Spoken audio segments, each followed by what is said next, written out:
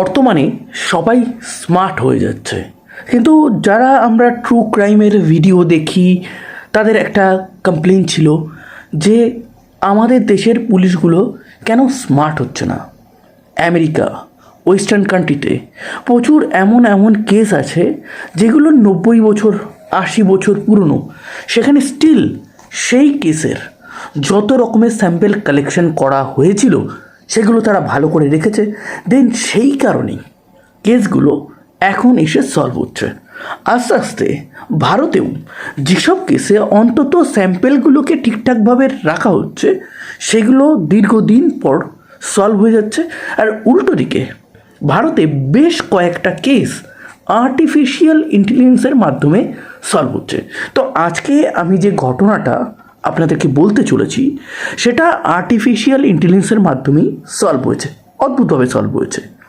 দিল্লি থেকে লখনৌ যাওয়ার জন্য একটা 6 লেনের বিরাট বড় এক্সপ্রেসওয়ে বানানো হয়েছে, যমুনা এক্সপ্রেসওয়ে। এবার এই যমুনা এক্সপ্রেসওয়ের মাইলস্টোন 148, এখানে একটা গ্রাম আছে, গ্রামটার নাম হচ্ছে সরাই ভিলেজ। এটা আগ্রার আশেপাশে পড়ে এবং আগ্রা থানার আন্ডারে পড়ে।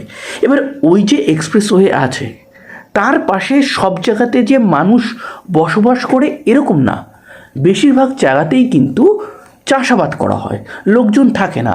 সকালবেলা আসে, বিকেলবেলা চলে যায়, বা সকালে আসে খানিকক্ষণ কাজ করে আবার চলে যায়, বিকেলবেলা আসে কাজ করে চলে যায়, পুরো টাইম লোক থাকে না। আর রাত্রেবেলার দিকে ওইসব জায়গাতে গ্রামবাসীরাও খুব একটা তেমন যায় না। তো ওই যে জায়গাগুলো আছে না, ওই জায়গাগুলো বেশ কুখ্যাত। কেন কুখ্যাত? ওখানে একাধিকবার দেখা গেছে রাত্রেবেলা কেউ একটা এসে গাড়ি করে কোনো বডিটা ডাম্প করে দিয়ে চলে গেছে। তো এই কারণে ওখানকার মানুষের কাছে লাশ পাওয়াটা খুব একটা অদ্ভুত ব্যাপার না। কিন্তু ফেব্রুয়ারির 5 তারিখ একটা কালভার্টের পাশে বস্তাবন্দি কাপড়ে পেঁচানো কিছু জিনিসপত্র পড়ে থাকতে দেখা যায়। এবার এটা কারা দেখে? কিছু মানুষ ওখানে ছাগল চড়াতে নিয়ে গেছিলো, এবার তারা একটা পচা গন্ধ পায়।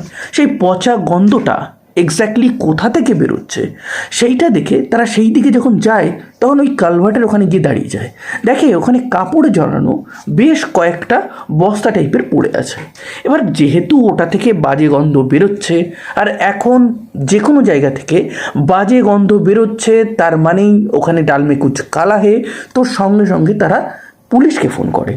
এবার পুলিশকে ফোন করলেও পুলিশ আসতে একটু লেট করছে, সেই দেখে তারা যে হাইওয়ে পেট্রোল গার্ড আছে তাদেরকে ফোন করে।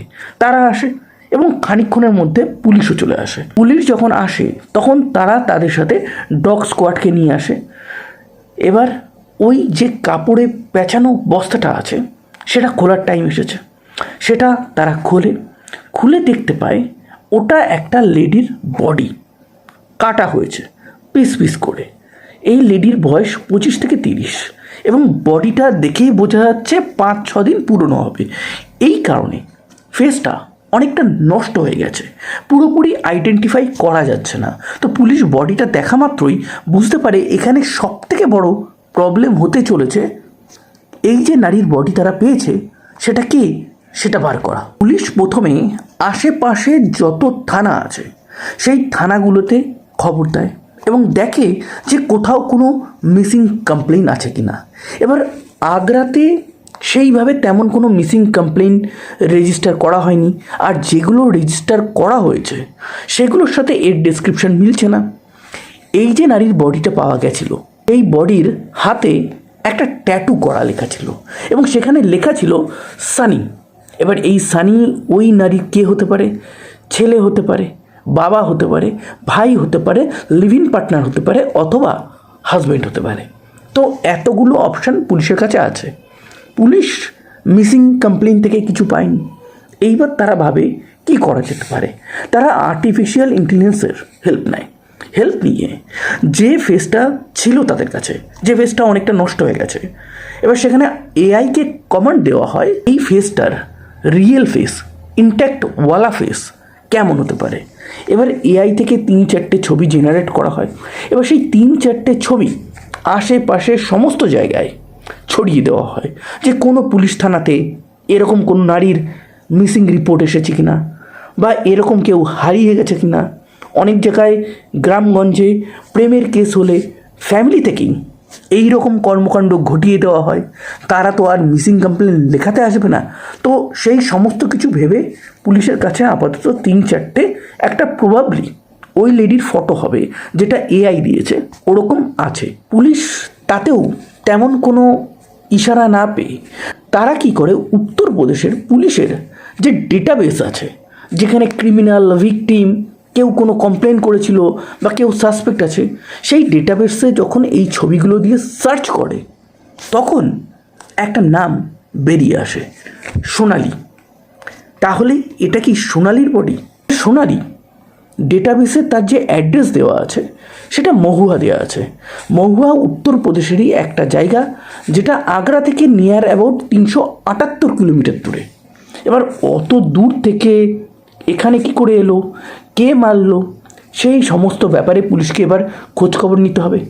পুলিশ এবার সেই অ্যাড্রেসে যায়, গিয়ে তার মা বাবাকে যখন জিজ্ঞাসা করে তখন তারা বলে যে সোনালি সে তো মহুয়াতে থাকে না, সে দিল্লিতে কাজের সূত্রে থাকে তার লিভ ইন পার্টনারের সাথে।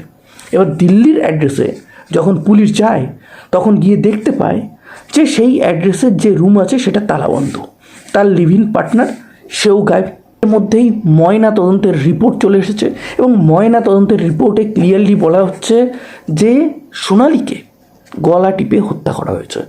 তাহলে মেন সাসপেক্ট হচ্ছে অবশ্যই তার লিভ ইন পার্টনার, এবং সেই লিভ ইন পার্টনার কে? সানি, যার ট্যাটু সোনালির বাঁ হাতে ছিল।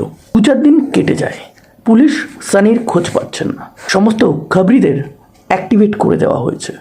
শেষমেশ নয়ডাতে সানির ভাই যেখানে থাকে সেখান থেকে সানিকে অ্যারেস্ট করা হয়, তাকে জিজ্ঞাসাবাদ করা হয় এবং সেই জিজ্ঞাসাবাদে বেরিয়ে আসে যে সানি দীর্ঘদিন ধরে সোনালির সাথে লিভিনে ছিল।